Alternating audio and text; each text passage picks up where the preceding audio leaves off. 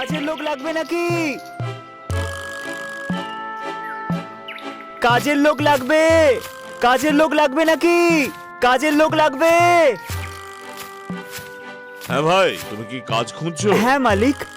কত টাকা পয়সা নেবে? মালিক, যেটা ঠিক মনে হবে দিয়ে দেবেন। বাড়ির সব কাজ আমি জানি, ঝাঁট দেওয়া, কাপড় কাচা, বাসন মাজা, সব কাজ জানি।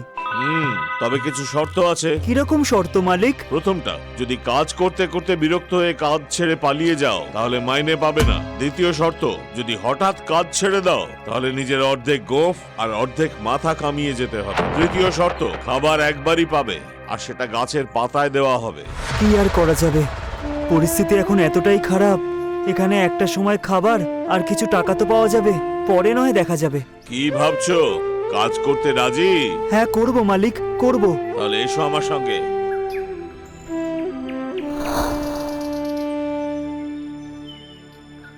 এখানে যত কাপড় আছে সব ধুতে হবে। ওখানে সাবান রাখা আছে, শুরু করে দাও।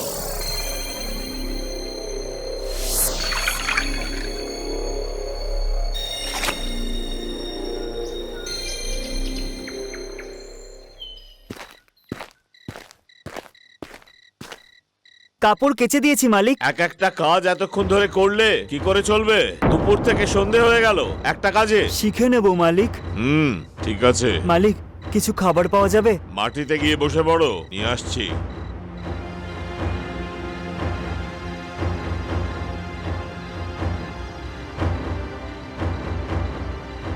এ নাও, খেয়ে নাও। মালিক, এটা বলেছিলাম না খাবার তোমায় গাছের পাতায় করে দেব। জলদি খাও আর রান্নাঘরের বাসন মেজে তারপর শোবে।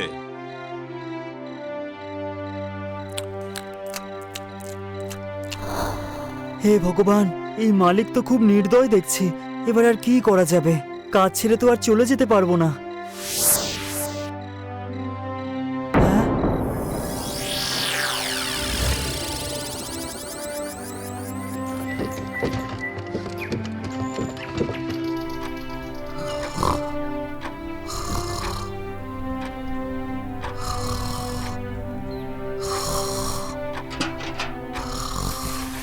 ওঠ, ওঠ, আর কত শুবি? কুম্ভকর্ণের মতন ঘুমোচ্ছে। মালিক, আমি অনেক কাজ করেছি, সেই জন্য হাঁপিয়ে গেছি। বাবা বাবা, অনেক কাজ করেছি। কি এমন বেশি ছিল? পিঁপড়ের মতন কাজকে বেশি বলছে। চলো ওঠ, আর পুরো বাড়িটা ভালোভাবে পরিষ্কার কর।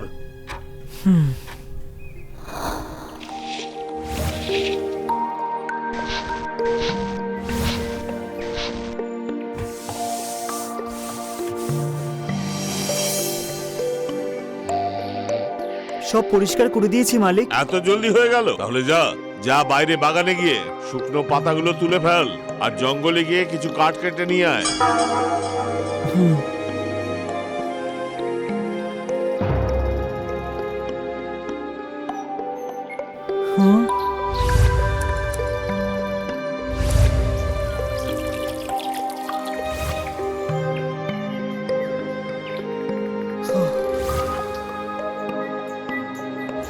মালিক, সব কাজ হয়ে গেছে, কিছু খাবার পেতে পারি? শুধু খাবার দাও, খাবার দাও। সারা দিন ধরে হেলে দুলে কাজ করছে, আর খাবার সময় একদম সোজা দাঁড়িয়ে। যা ওখানে গিয়ে বস।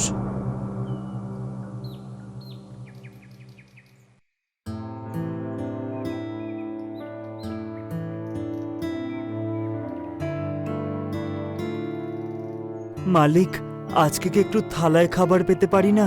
খুব খিদে পেয়েছে, খুব দুর্বলও লাগছে আমার। বাবা বাবা, আমি তো আগেই বলে দিয়েছিলাম গাছের পাতায় যতটুকু ধরে ততটুকুই পাবি। এটা খেতে হলে খা, না তো এটাও রেখে দেবো। না মালিক।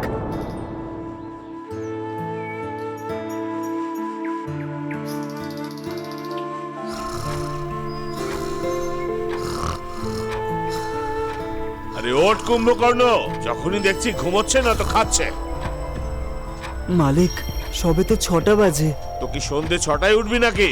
যা তুই আমার জন্য জল গরম কর, আমি স্নান করব। তাড়াতাড়ি কর।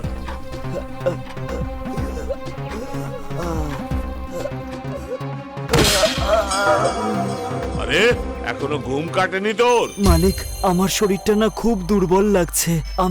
আর কাজ করতে পারবো না। আপনাকে টাকা দিতে হবে না, কিন্তু আমি আর এখানে কাজ করতে পারবো না। বেশ ঠিক আছে, আমিও নাপিত দেখে তোর অর্ধেক গোঁফ অর্ধেক চুল কাটিয়ে দিচ্ছি। সারা জীবন এই ফাঁকি দেওয়ার শিক্ষাটা তুই মনে রাখবি। আপনার যেমনটা মনে হয় আপনি করুন, কিন্তু আমাকে যেতে দিন।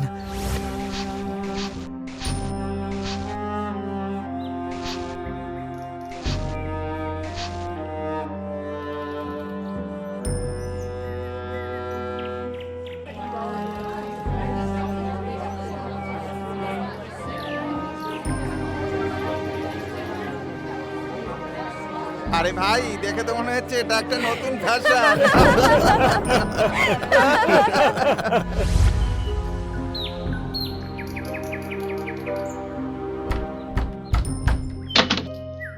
এ কি হয়েছে তোমার দাদা? কি বলবো দাদা,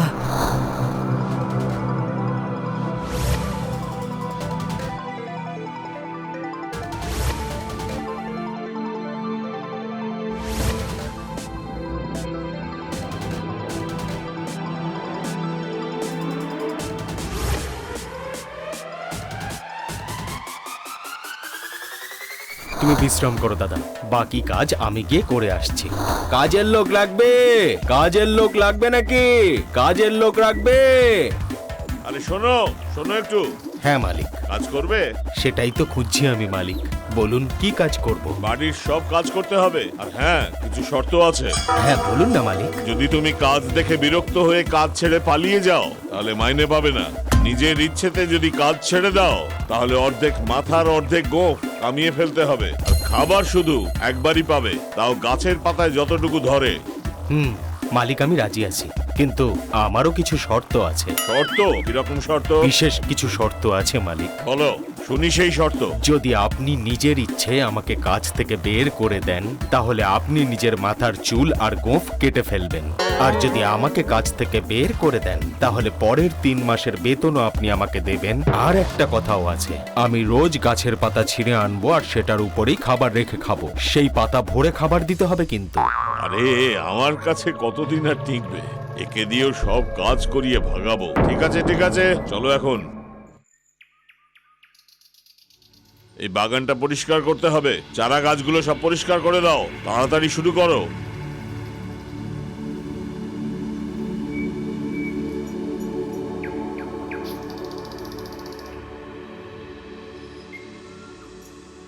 মালিক, বাগান পরিষ্কার হয়ে গেছে, শুধু মাটি কোথায় ফেলবো সেটা বলুন। মাটি আমি পরে দেখছি, আগে দেখবো বাগানটা তুমি ঠিকঠাক পরিষ্কার করেছো কিনা। আরে এটা কি করেছো তুমি? আমার অত দামি ফুল গাছ গেল কোথায়? মালিক, সব কটা একটা মালিকে দিয়ে দিয়েছি আর জমি পরিষ্কার করে দিয়েছি। আপনিই তো পুরো বাগানটাকে ভালো করে পরিষ্কার করতে বললেন, তাই না? আরে পরিষ্কার করবার মানে হলো গাছে জল দেওয়া, কাটিং করা, নাকি সবকিছু তুলে ফেলে দেওয়া? দেখি একটা, যা সামনে পুকুর আছে, কাপড় ধুয়ে নিয়ে আয়, জামা কাপড় জমে আছে ভেতরে।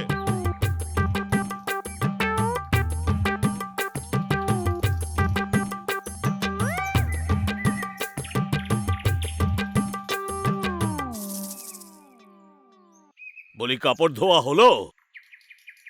মালিক, জামা কাপড় সব নদীর জলে ভেসে গেছে। ওরে অপদার্থ, তুই জামা কাপড় নিয়ে সোজা পুকুরে ফেলে দিয়েছিস ধোয়ার জন্য? হ্যাঁ মালিক, আপনি তো নদীতে ধোয়ার কথা বলেছিলেন। আরে গেলি কোথায়? হ্যাঁ মালিক। আমার জন্য ভালো করে একটা মশলা চা বানাও, মাথা ব্যথা করছে আমার। আচ্ছা মালিক।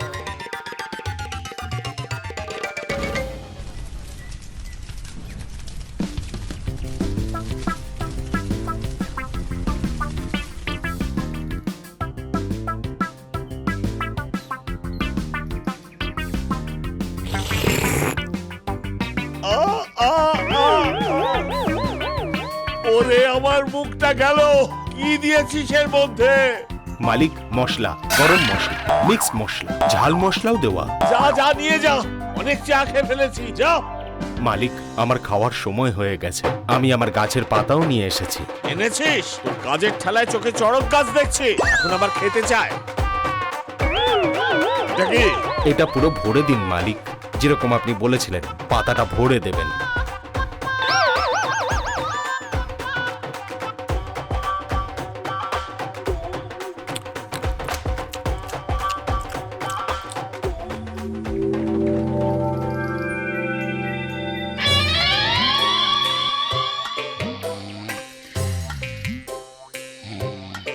আরে উঠে পড়, 10টা লোকের খাবার খেয়ে সকাল 9টা অবধি ঘুমোচ্ছে।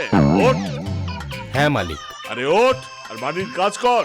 দয়া করে ঘুম থেকে উঠে দেয়ালের ঝুল পরিষ্কার কর, পাখাগুলো সব পরিষ্কার কর, আর আমার স্নানের জন্য গরম জল করে দে। চল জলদি। ঠিক আছে মালিক।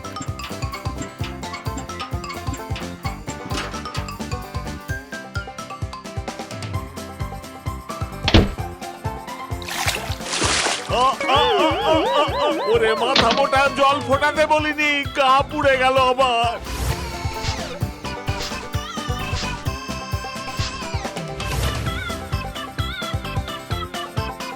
ওরে বাপ, এবার যা তুই, আর দ্বিতীয়বার যেন তোর মুখ না দেখতে হয়।